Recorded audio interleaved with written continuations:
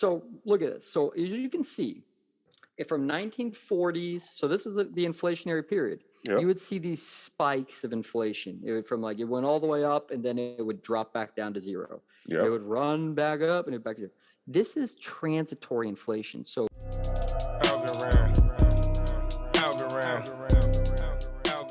Yep. Hey, what's good, y'all? It's C. Will, and this is the Passive Income Network. On this channel, we talk about creating assets that produce passive income. We got a guest here. If y'all seen him on this channel, if y'all been tapping in this last year, we got Marcus, aka Because You're Bored. What's good, bro? Hey, what's going on, man? I see you out there just taking over the world in regards to Algorand. So it's great to see you grow and see this thing really explode for you. So I'm happy to come on in and talk about crypto and economics. Let's go. Yeah, I appreciate it. So again, today, y'all, when y'all watch this, we're going to be talking about a few market cycles, some dilution, running through Bitcoin and various topics to kind of break down the market. And it's a special time right now because we got red everywhere. Okay. Yes, I think that actually might be a good place to start. Yep. And we can go sort of backwards. So, crypto is a new developing emerging market. It is an escape from the current monetary system. All right, perfect. So I think it's important to understand the macroeconomic environment that's driving, traditional markets as well as crypto markets, and ultimately what will drive Bitcoin, which will drive the rest of the crypto markets. So I think the most important thing to start is around the World War II era of the 1940s. World War II, there was a world war, and we had to take on a lot of debt to, fund the war. So from the year end of 1941 to 1945, we, this won't have it on that index, but we increased our indebtedness from 58 billion to 276 billion in just 4 years. Oh, so yeah, 4 years. And which is huge. So yeah. So what happened is you see our gross debt go up to really accelerate during that time. Now, the problem is we have to pay off that debt. So what does the government do? Well, it can't pay all that debt off. So what does it have to do? Well, that brings into something called debt to GDP, which we'll get in a second. But the long and the short of it is they needed to get out of debt without actually producing any further economy product. So how do you do that? Well, you want to shrink your debt to GDP ratio. So your total debt, which is in red, over the GDP. Now, as you can see down in the green, you see that our debt went all the way up and then it sort of stabilized and it didn't really drop down, right? But then you can see in the green, as it's rising, our debt to GDP is rising. Now, it got to about 125%. It's really sort of hard to see on this chart, but about 125% around 1945, 1946. And then all of a sudden you see it rapidly actually decline over the coming years. And so how does that happen? How do you have a debt level that stays the same, but the debt as percent of GDP falls? Well, either your GDP grows to shrink that ratio or other things sort of happen. So we can see in the final blue line that you see just dropping, and you really see it start taking off as the debt load is being accelerated. You can see the blue really start to decline from 44 down to 40, 50, 1950. Yep. And that is your purchasing power. That is the value of each dollar and what it can purchase. So what happened is, to shrink our debt as a percentage of our GDP, we had to dilute the GDP portion. Yeah. So if you could pull up, it's really important to understand that your debt to GDP is your debt. GDP is gross domestic product. Yeah, gross domestic product. So your debt. So we're going to just do a very simplified. Now this is an oversimplified version. It doesn't take into account, population and other things that can control this. But for simplicity purposes, your debt divided by your GDP, and that gets you a debt to GDP ratio. Okay. A ratio that is safe for a country is around 70, 80%. In World War II, they got to 122%. But as I saw, I pulled some times from 2019. Just for simplicity purposes, let's say our debt was 2320. Yeah. Our GDP was 2143. So that gives us a debt to GDP of 108, meaning we have more debt than our GDP. Yeah, that's bad. Now, well, yeah, it's bad. It means that we're taking on more debt than what we can, produce and pay. So, yeah. But it's also important to understand that if you can't grow the GDP through economy, there's two other things that they can do. So it's all about sort of expanding the denominator. So either if they don't have enough economy growth to offset the debt, well, they can raise taxes to sort of get that get more money. Revenue. Yeah. So you get more money, and then that gets counted as GDP growth or in the GDP. So well, there we go. We've got, more GDP growth. But then there's another thing that's a little more subtle, something called M2 money supply. Everyone likes to throw around the M2 money supply as the Fed's printing money and going burr, but like quantitative easing. Quantitative easing. Yeah. Which is all collateral based, but those three things can sort of be added under GDP. It doesn't matter which one you choose, but if your economy's sinking and you boost taxes and boost the money supply, well, you can get some growth. Yeah, facts. So as you're seeing back in the third, from all the way down to June of 2021, our debt went up around 5 trillion, right? Yep. To 23 to 5 trillion. Our GDP grew, well, we'll just sort of say down here from 19.5 to 23, it went up about 4 trillion as well. And our debt to GDP went to 123%. It's currently at 123% as of June.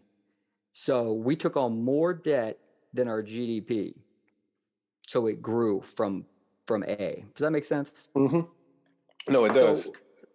Yeah. So right now we have, even though our economy grew by 2 trillion in GDP, our debt grew even faster.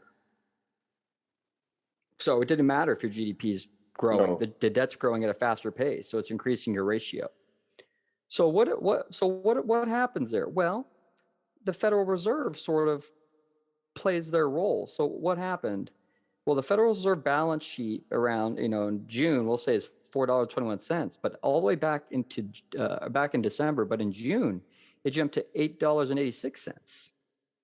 So if you add the balance sheet growth, if you add the $8, if you add the $4 added, because I said the Federal Reserve grew its balance sheet by 110%. Yep. And the gross number would be about $4.65%. Well, you add that number to the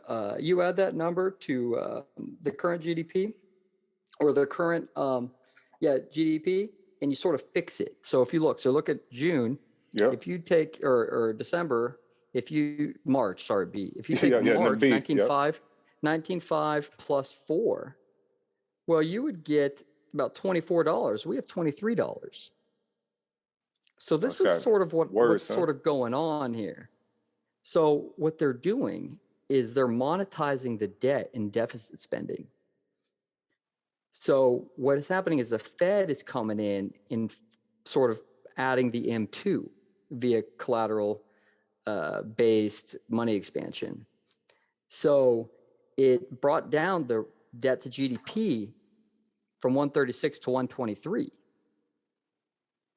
So if our goal is to drop it down to 80%, 79%, and and I just gave a random X, the Fed could potentially expand its balance sheet to about 20 trillion, I'd imagine is possible, which is insanity. Yeah, that sounds crazy. So why does this matter? Why does this matter right now for crypto? Well, yeah, so if you look at that, if you look at this chart, you can sort of see here that in the gray sort of outline, that's the Federal Reserve balance sheet. The green is the GDP.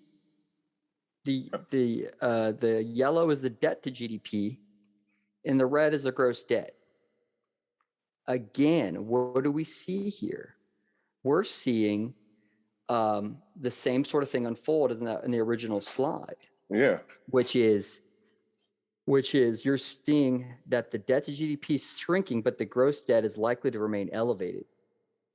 Yeah. So essentially, they're not paying off this debt; they're just increasing everything. So they're inflating away the debt in real terms. So that's like if we had the credit card, that's when we're like raising that debt ceiling. We're just putting more credit. I mean, adding more credit rather than paying it off, pretty much. Well, so if you owe $10, and all of a sudden you expand the money supply by 10, you have $100. Well, that's a lower percentage of the money. Yeah. So even though the $10 you owe has not changed, the percent of the total money supply you have, it's now much smaller. Yes. And then it's a lot easier from a debt to GDP, as you're not going to be worried about your credit ratings. In this sort of, on the left, if you're looking at this red green dislocation, right? Mm-hmm. It goes all the way back to 1994. This is the stock market, the S&P, divided by the money supply. So as you can see, the actual real wealth in the United States was the absolute highest at the end of the tech bubble. And then when it dropped, and we went back 2007, 2008. Yep. We never, in regards to your purchasing power and your real wealth, you didn't even get 50% back. And that's the purple line? No, that's the red line. See, this is, remember, the one on the left that goes red into green, back into red. Yep. Oh, I see. Okay. Yeah. That is the S&P 500. Oh, shit. But except of the denominator just being dollars. Yep. The denominator is the total money supply that's being added to our system. Okay. Oh, so I see what you're saying. In the sense, yeah. Okay. Continue. Yeah, I get it. So on the bottom, you can sort of see this blue and pink chart. Yeah. This is the S&P as everyone else looks at it. Just divided by over $1. Mm-hmm. And so this is sort of the disparity. So as you can see that our S&P, we went up and then it went down. So you could see in the actual S&P, it's sort of a double top from 2000 to 2008 in the nominal GDP, in the nominal stock market. But in the real terms, we can see that we didn't even get back halfway of the real wealth produced in the 90s. And then in 2008, when we had the crisis, we went way below. And all the way up to 2020, up until 2020, we still, in regards to real wealth, were poorer than we were in 2008. Yeah, that's in bad. real terms. Yeah. So then, but you can see, but what also do we see here? Well, that purple line going down, you see that? Yep. From 480 to 3590. Well, that's all in one term. So it actually went up. So there's multi we'll say axes. So that went from we'll say it's probably on the far right, about 70. Mm-hmm. But it went from that down to 35. And this is the purchasing power of your dollar. So you never heard your grandmother say, I went to the movies for $5 for a quarter. Yeah, or a quarter. Yeah. Hell yeah. That's the old empty bag of chips that costs double the price. Yeah. So this is what happens. It's a sort of an illusion, because although your nominal stock market's at all-time highs up at the top right, as you can see that up on the top right, the purchasing power is down. In real terms, the stock market divided by the money supply growth is barely above 2008. Damn. And it fell below. And your purchasing power it creates a nice, perfect alligator mouth from 2000. You know, when they started doing the so after 2008, when the economy collapsed, you can see it's a perfect sort of inverse relationship that you're seeing. Your money, your purchasing power is lessening, while the nominal growth of equities and wages is growing higher, but that's just because they're expanding the money supply around 2%. Mm-hmm. So in the gray, this again is the Federal Reserve balance sheet. It never really existed until the tech bubble in 2002. Then in the financial crisis, they started quantitative easing for the first time. Yeah, doubled it from the tech. Now, people will say, why wasn't there any inflation in 2008 when the Fed was quantitative easing? Well, in 2008, the Federal Reserve wasn't handing money out to people. They were just reliquefying the banks. Facts. And we transferred that debt from the banks to the government balance sheet. So what happened is it became a little nice tool for all the central bankers. Anytime the market got a little top heavy, they would start the QE program and they would lower interest rates. And as you can see, when you look at the S&P from the pink chart, blue and pink and nominal yields, it sort of has a nice correlation with the Federal Reserve balance sheet. It almost looks like it works in tandem. Oh, that's a good point to point out. So, because this is like, not everyone, but people had all-time highs in the market in 2020, 2021. And but really, that corresponds, with the printing. Yeah, but that's just a mirage. Yeah, I see. But the real thing is nobody's even on that net from the S&P. We're sort of right where we were. Again, these are just being overly simplified, but it sort of outlines my point. Mm-hmm. That the problem is that as an economy, we're slowing down. And we have enormous debt loads. And we can't pay that debt and we can't grow because we're a consumer-based economy. And here's what I think is the crux of the issue that I think is driving markets for crypto. Yeah. The Federal Reserve. So the Federal Reserve has this time, remember 2008, I said there was no inflation because they just reliquefied the banks? Mm-hmm. Well, in 2020, instead of the Federal Reserve printing money and just liquefying banks, that money actually entered the real economy. It never entered the economy in 2008. Bank reserves aren't cash, but then they would just cycle off the books. But now real money was being printed and introduced to the economy, the working economy. Yep. So naturally, when you add extra money into an economy that's just created, when you add more money, the assets themselves are going to rise to adjust to the price of the new money that's being entered. So when you give stimulus checks out to people, they go out and spend it, on whatever. So yeah, what happens is that creates a price correction upwards. So that's the problem, is now you're getting these inflation reads that are high. But the Fed has not expanded the money supply. I mean, their balance sheet continues to grow small, but in regards to quantitative easing, mm-hmm. they've slowed way down. And quantitative easing is when they're buying back bonds, if I'm correct. Yeah, quantitative easing is sort of it's a shell game between the Treasury, the Fed, and the government. And quantitative easing is essentially, if the government needs money to spend, in normal cases, if the government wants to raise money to spend on, let's say, an infrastructure project. Yep. Normally, people from the United States or America would buy bonds, and they would give the government money, and they would hold bonds with some sort of yield that they would cash back in. Mm-hmm. Right? Yeah. So when you do that, no new money is being entered. It's just being redistributed. The money is getting taken from the economy and just put in new parts of the economy, but nothing is added. It's a net zero change.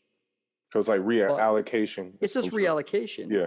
But the problem is now, and what you're seeing with the Fed balance sheet, is they don't have, nobody's buying the government bonds to fund these projects. Yeah. So the Federal Reserve is the buyer of last resort, stepping in and deficit spending, which is they, even with all the government tax they collect, which is at record highs, they're still well below their spending. So if you're spending $5, but you're only collecting $2 in taxes, you have $3 missing that you need to find. Well, that's where the Fed steps in. And that is the important part, because how do they get out of this? Well, bringing it back to the 1940s, can you pull up the 10-year Treasury? So if we can look at this, you can see this is in blue is if you held the yield to maturity, what the nominal value would be. But in orange, if you adjusted for inflation, it shows that if you bought a Treasury bond and held it to expiration in the 1940s, as we discussed, your negative return would be, your yield would be negative. So the perfect example of that is, and so in 1942, if you spent $10,000 on a government Treasury bond and held it all the way to expiration, so in 10 years after you gave them $10,000, you would get paid back $12,000, right? Yep. Yeah, so you would think that's a win for me. I made 20-some%. I protected my purchasing power, and that's great. But the problem with that is that does not account for the debasement that occurred during that period. Because remember, the Fed was printing money, deficit spending, and suppressing bond yields. So what happened is these people that when they got their money back, so they got a nominal amount back, about 12,000. Yeah. Well, in real terms, when you take for the money supply, the inflation, they got $6,000 back. So although they had a $12,000 because of the buying power, right? They had $6,000 of buying power. Exactly. So they had it in nominal terms. They got 10 to 12,000, which is about a 20% gain. But in real terms, they had a 35% loss. This is one big scam right here. Well, it's see, the money adding to the economy creates a sort of mirage where everyone sees higher numbers, but they also don't understand that the pool is getting much wider. Yes, it's being diluted. So that $12,000 in purchasing power, that $12,000 in 1952 is now only worth $6,000. Makes sense. So this is what is happening right now, because like 1940s, we had to inflate the debt away. They were expanding the money supply at this time, and that's how they did it. Well, we are in the same situation. Our debt to GDP is in the same situation, and we need to lower that. So what's happening? Well, inflation is running hot, which is from a lot of the CPI. So this is a good point I think we should talk about is, can you pull up that the last two inflation things I brought over? So look at this. So as you can see, from 1940s, so this is the inflationary period. Yep. You would see these spikes of inflation. It went all the way up, and then it would drop back down to zero. Yep. It would run back up, and it back to zero. This is transitory inflation. So we would get these money printings and everything in this deficit spending, and it would pump inflation. Then they would hit the brakes, and it would fall until they had to do it again. Mm-hmm. And then it would fall, and do it again, and then it would fall. Like 3 times in 10 years. So what happened is, the Fed, we are at the backside of the first spike. So you're naturally going to see inflation drop back down to below, I think, 2 or 3% in the coming months. This is because what drives inflation, we don't have real GDP growth, and we don't have any major government spending right now because fiscal got stopped by Manchin. Yep. So that's anything but inflationary. So we're definitely going to see this back down inflation spike, but for a while until we hit another. Now, can you pull up the other one? So if you remember those 3 spikes, yep. Well, you can't really overlap them. But tiny right here. Yeah. So these 3 here. So look, we can see but I think the lines are the same. So we got 45 around the same time. So those lines are about the same. So look, this is around the first spike between 1940 and 1943. Now the consumer prices went up. The cost of goods, they went up significantly, but they didn't drop back down to zero. The companies didn't say, "Oh, inflation's gone. Let's bring it back to pre-inflation prices." They kept it there. No. Yeah, they don't do that. And then guess what? And then again, boom, run again. And then we see another spike. All right, let me go back real quick. So we got the 60s. I see.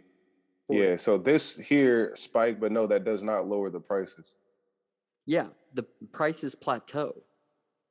So even though inflation is, yes, they can say, yes, inflation is gone and it's back to zero, we've controlled it. The consumer price impact on people is still constricting. Yeah. So that's how your movie tickets get much more expensive, because now at 1952, the CPI it went up 90% at a higher plateau. That's a double essentially. So how does this happen?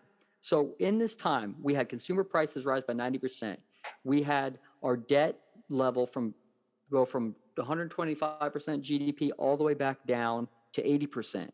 The missing variable was they would keep treasury yields suppressed. They would let inflation run hotter than the treasury yield, and that difference was inflated away. Debt is inflated away in real terms. That's the playbook. That's exactly what they're doing this time. So what does that mean? Well, that means that the Fed, when they fight a falling market, they've gotten drunk off doing the same thing. They lower interest rates, which lowers the discount rate. When you lower interest rate, it lowers the discount rate that you apply when you're valuing a stock.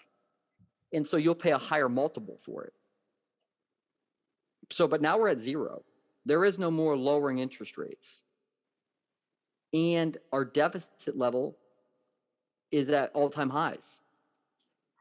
And if you look at the economy data coming in, our economy is weakening. We're having record record quits. GDP has been, the Q4 GDP by the Atlanta Fed has been brought down by 2 whole points, which is enormous. And so what do? Well, we know what they have to do. They have no other option. They have to go back to and expand the money supply to drive that ratio down.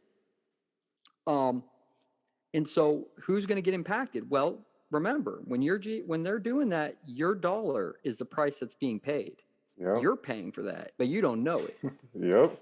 So even though they're giving handouts, stimulus, and possibly trying to weave it in universal basic income, it's not going to offset the damage.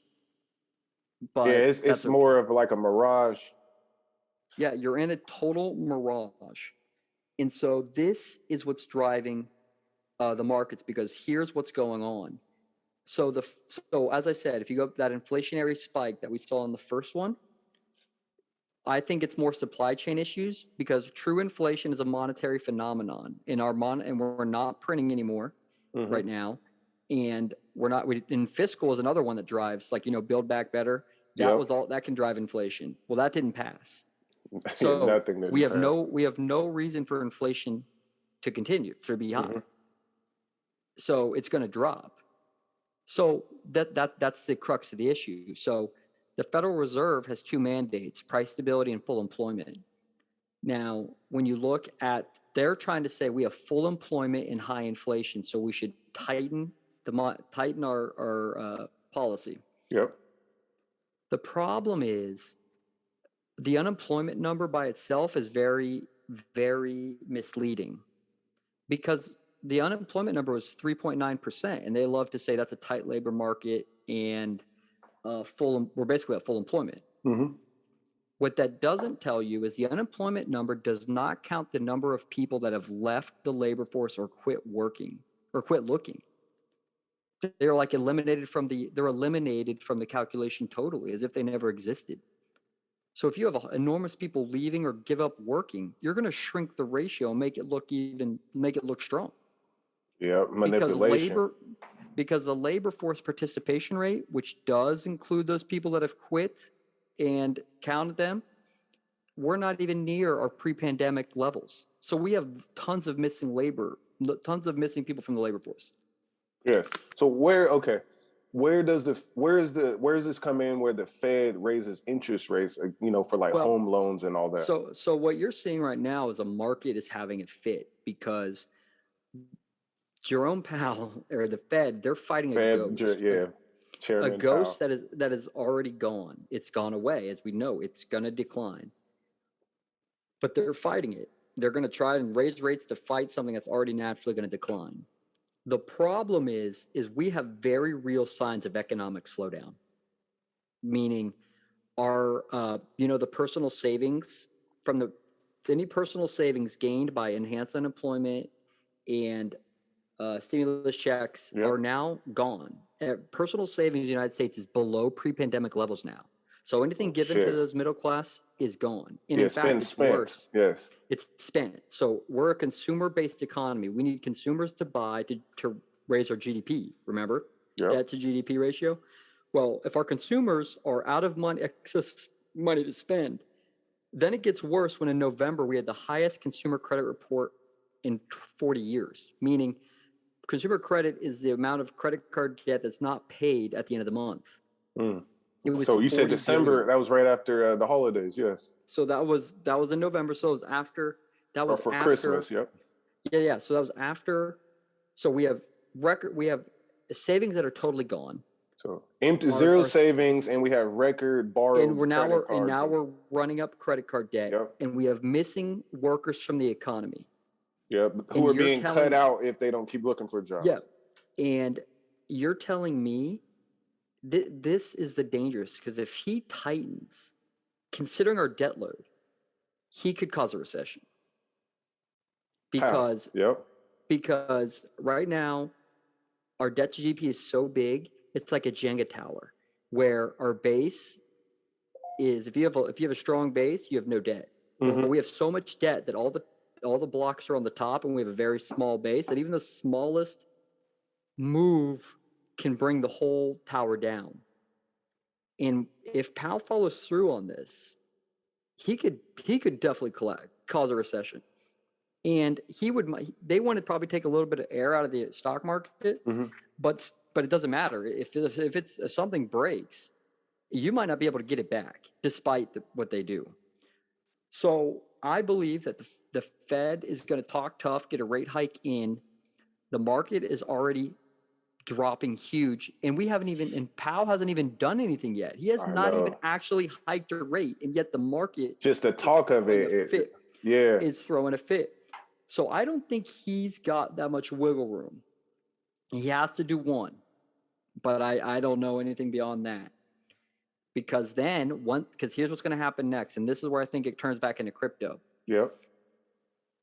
He's going to pivot back to dovish, and he's going to have to deficit spend, because now when the consumer price is back down to stable. So remember, price stability. Once that goes back down naturally, you're going to start hearing more and more about the weakening economy come forward, which we already know is happening. Yeah. And now it's going to be like, wow, we have a weak economy. And then now you're going to see the calls to the Fed in a fiscal stimulus, where maybe Biden gets his fiscal pass by midsummer, mm-hmm. heading into the November elections. Of course. And then that's when you're going to see the tailwind, because remember, Bitcoin is not an inflation hedge. It's a bet against monetary debasement. So when the Fed's balance sheet is not expanding like it did, of course Bitcoin's slowing down. Mm-hmm. But when they're going to have to turn it back on. And then that's when they do. That's when Bitcoin runs. So we just have to wait for this process to roll. I think we got another about 6 months until this thing really picks, until we really About start summertime. Okay. I think that would be my guess at this moment on when the market resumes its bull run. But Bitcoin has dropped way farther than the regular market. Yeah, it was So like it might yeah. it'll probably bottom further. And remember, when Bitcoin went to 20,000 or 20,000, let me see, it went to 20,000, in 2018. Yep. The Federal Reserve balance sheet was like 4 trillion or something. And the Federal Reserve balance sheet right now is currently 8 trillion. Jesus. I don't think Bitcoin goes below 30,000 unless the Fed tapers, unless the Fed starts quantitative tightening. Yeah, where's it at right now? What? Which one? Bitcoin. Oh, it's about 38. 38. I think it doesn't go below 30. Algorand.